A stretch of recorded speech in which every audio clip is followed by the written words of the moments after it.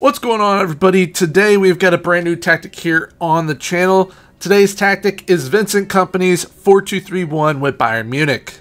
Now, Vincent Kompany's Bayern side are very unique. They build up in a whole bunch of different formations, but today's is kind of the most popular one that they end up doing in build-up play, which I'll be showcasing to you all within Tactical Board. But before we get into that, we are going to talk about how this tactic helped Bayern Munich within the league and all competitions. So, the best test that they had, in my opinion, was winning the treble. Winning the league, they won the Champions League over Arsenal, and they won the DFB Pokal. However, there was another test where, once again, they won the league, but going invincible, along with winning the Champions League, they just got knocked out earlier on the DFB Pokal by Kaiserslautern. But all in all, with this tactic, it is absolutely fantastic, a lot of fun to watch, and is going to help you score a boatload of goals. So, how exactly does this tactic build up? How is it deployed? So here we are with the tactic on Tactical Board. Now, this is how Vincent Kompany's 4-2-3-1 shapes up. We've got two fullbacks, two central defenders, DLP, ball-winning midfielder, attacking midfielder, two wingers, and an advanced forward. Now, with this tactic, some of these roles you are going to be able to interchange, such as the advanced forward. You can easily have it as a complete forward. Now, with this back four, this is where some of the more unique adaptations in this tactic come from. So, usually you have someone like an Alphonso Davies, you want them flying down the wing. However, with these fullbacks, they're going to be sitting narrower. So, when they go into the attack, they're going to kind of sit in these areas. You also have the deep line playmaker, and this ball winner sometimes will sag off and play in a back three or kind of join the attack in something like this. So when it is pushing up, this is kind of how it looks. Now, this is a highly aggressive type system. So you're going to have your wingers supplying your width up front. You have that advanced forward on attack up here. The attacking midfielder likes to move into channels, and sometimes it can play like a front two. That a majority of the time is how Harry Kane and Jamal Musiala are looking within this attack. It's almost like a 2-4-4 in a way. However, it is obviously not that, as you have the attacking midfielder immediately able to drop back into its number 10 hole. But you have that fullback come up on each side, deep line playmaker, ball-winning midfielder, central defenders, and it creates like this, I'd say like a dome, essentially, to where it is very hard for, once you were in the opposition's final third, if they do intercept the ball, it's going to be very hard for them to counter. And the main reason for that is because your defenders are so darn quick. They can get back very easily. You also have kind of this box right here. It'll essentially be a bit more like this. But you have this box of the DLP, your ball-winning midfielder, and then both central defenders. Your central defenders are your safety pins. They're going to be obviously the ones that are most further back, but they're going to be able to kind of counter your opponent's counter immediately. And having this dome or an umbrella really helps you lock them down. Now, one thing that is very good within this tactic is the press, and you'll see it in the highlights here in a moment. But how they really like to press, say you end up losing the ball, you have Harry Kane and then Jamal Musiala. They're the ones that start that counter press, and they really press. A majority of the time, they're the ones that will help you win that ball back, your striker and your attacking midfielder. You then have these fullbacks who are not retreating just yet. Once they start seeing the ball kind of start moving upfield, then that's when they start to kind of sag off and come back. But you have this umbrella or the dome here, and these wingers lock down the width to then move out wide on the counter on you. So say they do end up getting the ball out wide, they have to come here. He comes here, he comes here, and then you can't even move the ball into the central areas. And that is the main goal of the initial counter press between your striker and your attacking midfielder, or your number 10. They are trying to take away the lane to the central midfield area.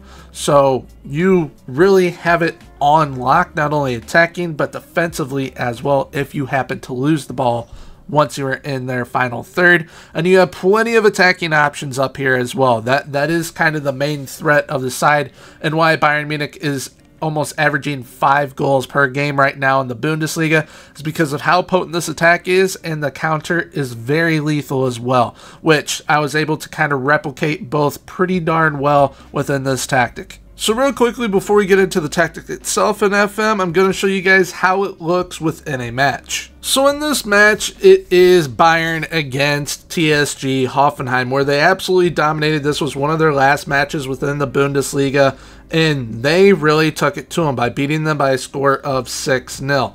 Now, this group, very, very good attacking-wise. You see it, very fluid attacking. It is a monster of an attacking type tactic, and you see kind of everyone getting involved, even Harry Kane. You see him dropping a little bit, and that's why I'm saying you can eventually, if you wish to, utilize a complete forward on attack, because they will drop kind of like a deep line forward, but they'll be way more attacking. And right here, you're going to see that press. You see Harry Kane going in, he causes havoc, and he banks home a goal. Well, Musiala was kind of sagging off a little bit, making sure that they can't get it through centrally. And then right here, you're going to see Pavlovic hit Elise out wide.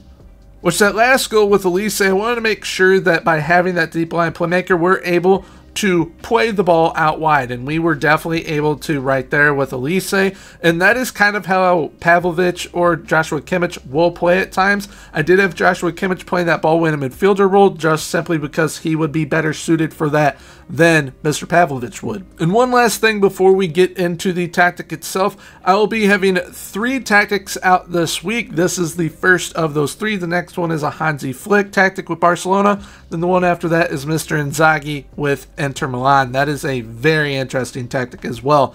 But all 3 of these tactics are going to be able to be downloaded from the download section in my Discord, which will be linked down below in the description.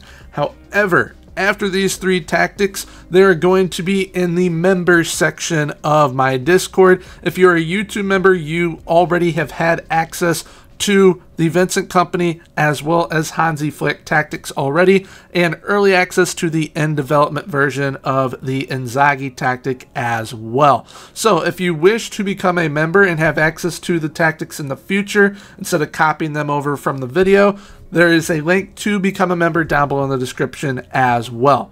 So now, without further ado, let's get into the tactic. So the tactical file name that you'll be looking for within the download section of the Discord is Gormy's 4231 In Good Kompany. If you are not in the Discord, feel free, copy this tactic over. I'll be going over all of the roles and everything in depth for you. So we have got the advanced forward on attack up top, 2 wingers on attack out wide, attacking midfielder on attack at that number 10. Then we have a deep line playmaker on support, ball-winning midfielder on support in those defensive midfield areas, 2 fullbacks on support, 2 central defenders on defend, and a goalkeeper on defend. The advanced forward on attack has nothing added to them. Both wingers on attack have crosses aimed at center and shoot more often. The attacking midfielder on attack has crosses aimed at center, shoot more often, and move into channels. The deep line playmaker on support has tackle harder. The ball-winning midfielder on support has take more risks. Both fullbacks on support have crosses aimed at center, get further forward, and sit narrower. Both central defenders on defend were left as is, and the goalkeeper on defend was also left unchanged. Mentality-wise, this is played with an attacking mentality. You can go positive and or balance. You're just not going to get the kind of full throttle pedal to the metal type attack though if you're not playing on the attacking mentality. However, if you're a side that you don't feel you can kind of play to that level yet, especially against bigger clubs, say you're like a Bournemouth, a Luton Town, you're not going to be able to play at that high of an intensity yet against, say, a Man City, Chelsea, Liverpool. So you'll probably want to go more positive or balanced in that scenario. However, if you are a pretty decent team and you're looking for a tactic that can bang you home loads and loads of goals, definitely feel free to stick on that attacking mentality. Now, when we are in possession of the ball, we have fairly wide attacking width. We underlap on the left and right, looking for those fullbacks on those underlapping runs. We play the ball out of the defense, work the ball into the box using low crosses in the final third, standard passing directness, and slightly higher tempo. When we are in transition, we counter press and counter, distributing quickly to the fullbacks and center backs and rolling the ball out. And once out of possession, we have a high press line of engagement, higher defensive line, prevent short goalkeeper distribution, and more often trigger press. And I know some of you will probably ask, what type of tactical style did you use when creating this tactic? I use create your own style, so clean slate, or you can use gegenpress as well. Now when it comes to what type of level you can use this tactic at, I've already kind of mentioned some of the clubs. You're definitely going to be able to use it with a Bayern Munich as we saw today. So those elite level clubs, they're going to be very, very good with this style. If you're a mid-table type team, you're still going to be very, very good. You just need to make sure that you have some pacey players out wide. Now, for those of you who are kind of the relegation fodder, lower type sides within your league, you're definitely going to want to make some changes, starting with that mentality, going from an attacking to a positive or balance. But there are some real changes that you can make as well, which I'll get into those right now. So for those of you that wish to implement a playmaking goalkeeper, everyone knows that Neuer is a playmaking goalkeeper, although he is prone to making some mistakes. That's why I had it as goalkeeper on defend. You can still use it with a sweep keeper on defend or even sweeper keeper on support. Don't really suggest doing it on attack. If you want a overpowered role duo within defensive midfield that is still a playmaker, instead of using a deep line playmaker, you can use a segundo volante. And then up top, already hit on it, but instead of an advanced forward on attack, you can also use a complete forward on attack as well. And if you really want to drill home the pressing, you can also use a pressing forward on attack or even on support. Alright, so there we have it for today's tactic. I hope you all did enjoy it. If you wish to give this tactic a go for yourselves, feel free to either copy it over from today's video or download it from the download section in my Discord, which will be linked down below in the description. And if you did end up enjoying, please feel free, leave a like, comment, and subscribe. Subscribing is 100% free, so why not hit that sub button. Until next time, everyone, have a good one. Bye-bye.